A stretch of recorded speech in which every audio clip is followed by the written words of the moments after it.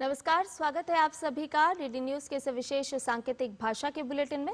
आपके साथ मैं हूं संध्या शर्मा और मेरे साथ है मेरे सहयोगी शरद मुदगल। आइए बुलेटिन की शुरुआत कर लेते हैं हेडलाइंस के साथ।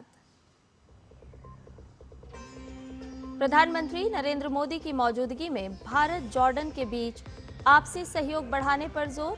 पीएम ने आतंकवाद और कट्टरपंथ के खिलाफ जॉर्डन के किंग की प्रतिबद्धता को सराहा। आज जॉर्डन भारत व्यापारिक मंच में हिस्सा लेंगे पीएम।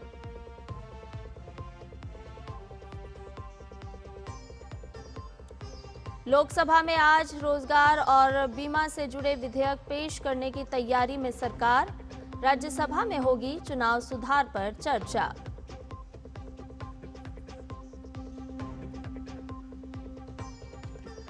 पश्चिम बंगाल, राजस्थान, गोवा, पुडुचेरी और लक्षद्वीप में आज जारी होगा ड्राफ्ट वोटर लिस्ट। राजनीतिक दलों को दी जाएगी हार्ड कॉपी। निर्धारित समय में कर सकेंगे दावे और आपत्ति।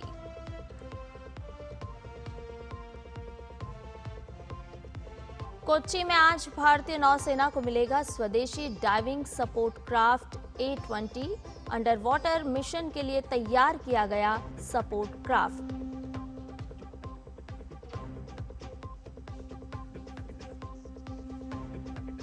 उन्नीस 1971 में पाकिस्तान पर भारत की जीत का जश्न मनाने का दिन।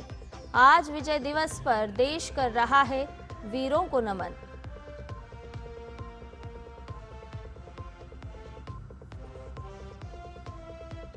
और आज अबू धाबी में होगा IPL 2026 का मिनी ऑक्शन। लगभग 350 खिलाड़ियों की किस्मत का होगा फैसला। 77 स्लॉट भरने की कोशिश करेंगी 10 टीम।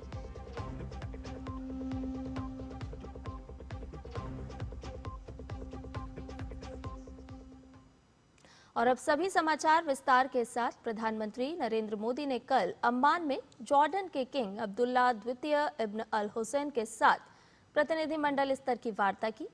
ये वार्ता राजनयिक संबंधों के 75 वर्ष पूरे होने की तैयारियों के मद्देनजर घनिष्ठ साझेदारी का परिचायक है।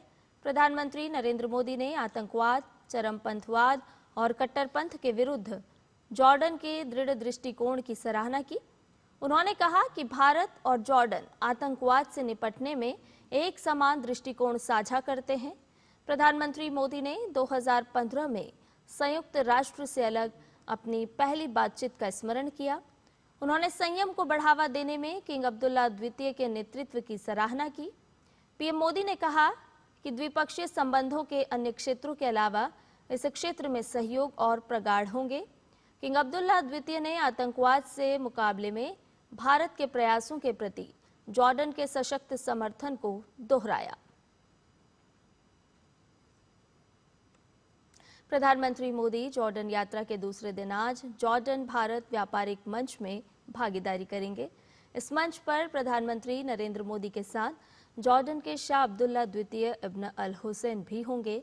इस दौरान दोनों इस व्यापार सम्मेलन को संबोधित भी करेंगे। सम्मेलन में दोनों देशों के प्रमुख व्यवसायी शामिल होंगे। दिल्ली अम्मान का तीसरा सबसे बड़ा व्यापारिक साझेदार है। भारत और जॉर्डन के बीच मजबूत आर्थिक संबंध हैं और दोनों के बीच 2.8 अरब अमेरिकी डॉलर का व्यापार है। जॉर्डन भारत को उर्वरकों, विशेष रूप से फॉस्फेट और पोटाश का एक प्रमुख आपूर्तिकर्ता भी है। जॉर्डन में 17,500 से अधिक भारतीय प्रवासी रहते हैं। इनमें से अधिकतर कपड़ा निर्माण और विनिर्माण जैसे क्षेत्रों में कार्यरत हैं। विदेश मंत्री डॉक्टर एस जयशंकर आज इजराइल का दौरा करेंगे, जहां वो अपने इजरायली समकक्ष विदेश मंत्री गिडियन सार के साथ द्विपक्षीय बातचीत करेंगे। इन बैठकों में भारत इजराइल संबंधों के विभिन्न पहलुओं, आपसी हितों के मुद्दों और क्षेत्रीय हालात पर चर्चा होने की संभावना है।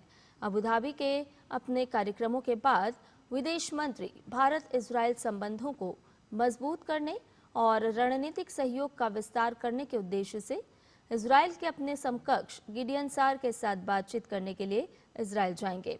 ये यात्रा 10 दिसंबर को प्रधानमंत्री नरेंद्र मोदी और इजराइल के प्रधानमंत्री बेंजामिन नेतन्याहू के बीच हुई टेलीफोन बातचीत के बाद हो रही है।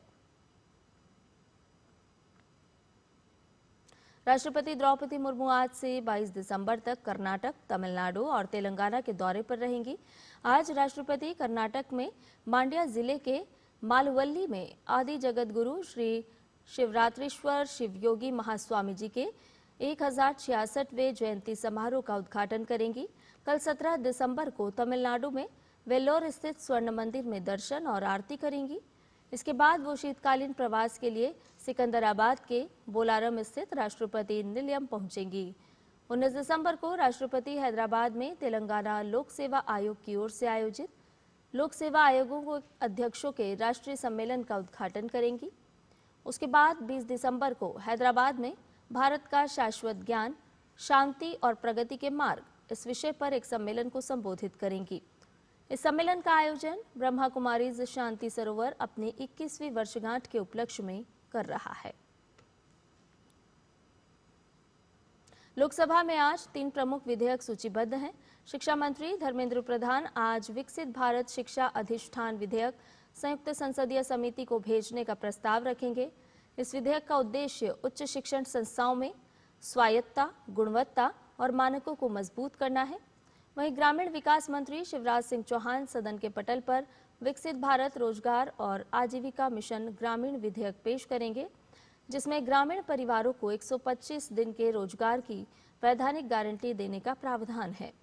इसके अलावा वित्त मंत्री निर्मला सीतारमण लोकसभा में बीमा कानूनों में संशोधन विधेयक 2025 पेश करेंगी। वहीं राज्यसभा में आज चुनाव सुधार पर चर्चा जारी रहेगी। इस चर्चा की शुरुआत बीते सप्ताह हुई थी। चर्चा के दौरान अब तक कई सांसद अपनी बात रख चुके हैं। राज्यसभा में आज विभिन्न संसदीय समितियों की रिपोर्ट भी पेश की जाएगी। इसके साथ ही प्रश्नकाल के दौरान विभिन्न मंत्रालयों से सांसद अहम प्रश्न पूछेंगे। चुनाव आयोग द्वारा मतदाता सूची के विशेष गहन पुनरीक्षण के तहत आज पश्चिम बंगाल, राजस्थान, गोवा, पुडुचेरी और लक्षद्वीप की ड्राफ्ट वोटर लिस्ट प्रकाशित की जा रही है। ये सूची अस्थायी होती है ताकि इसमें मौजूद गलतियों को सुधारा जा सके और केवल योग्य मतदाताओं के नाम ही अंतिम सूची में शामिल हों। इन सूचियों की हार्ड कॉपी सभी मान्यता प्राप्त राजनीतिक दलों को दी जाएगी, जिससे वो गलत नामों पर आपत्ति दर्ज कर सकेंगे। इसके साथ ही आम लोगों की सुविधा और पारदर्शिता के लिए इन्हें मुख्य निर्वाचन अधिकारी और जिला निर्वाचन अधिकारी की वेबसाइट्स पर भी अपलोड किया जाएगा।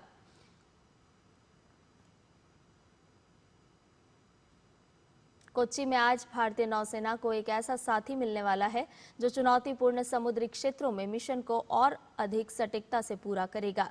नाम है DSC-820, जो मेक इन इंडिया पहल का महत्वपूर्ण उदाहरण है और 5 क्राफ्ट की श्रृंखला का पहला जहाज है। DSC-820 का शामिल होना नौसेना के बेड़े के लिए एक प्रमुख उपलब्धि है। इसके माध्यम से भारतीय नौसेना की गोताखोरी और जल के भीतर सहायता क्षमताओं में उल्लेखनीय तेजी आएगी। आज विजय दिवस है। ये दिन भारत की पाकिस्तान पर 1971 के युद्ध में मिली ऐतिहासिक जीत की स्मृति में मनाया जाता है। इस अवसर पर रक्षा मंत्री राजनाथ सिंह और chief of defence staff general Anil Chauhan national war memorial पर पुष्पांजलि अर्पित करेंगे। तीनों सेनाओं के प्रमुख भी शहीदों को श्रद्धांजलि देंगे। 1971 के युद्ध के बाद ही बांग्लादेश को स्वतंत्रता मिली थी। विजय दिवस पर राष्ट्र उन वीर योद्धाओं को सर्वोच्च बलिदान को स्मरण करता है, जिनकी गाथाएं हर भारतीय को प्रेरित करती है और राष्ट्रीय गौरव का प्रतीक है। IPL 2026 का मिनी ऑक्शन आज यानी 16 दिसंबर को अबू धाबी के एतिहाद एरिना में आयोजित होगा। इस ऑक्शन में 350 के करीब खिलाड़ी शामिल होंगे और 10 टीमें कुल 77 स्लॉट भरने की कोशिश करेगी। कोलकाता नाइट राइडर्स के पास सबसे ज्यादा 64.3 करोड़ रुपए की राशि है, जिससे वो बड़े खिलाड़ियों पर दांव लगा सकते हैं। और सांकेतिक भाषा के इस विशेष बुलेटिन में फिलहाल के लिए इतना ही। मुझे और मेरे सहयोगी शरद मुदगल को दीजिए इजाजत। नमस्कार।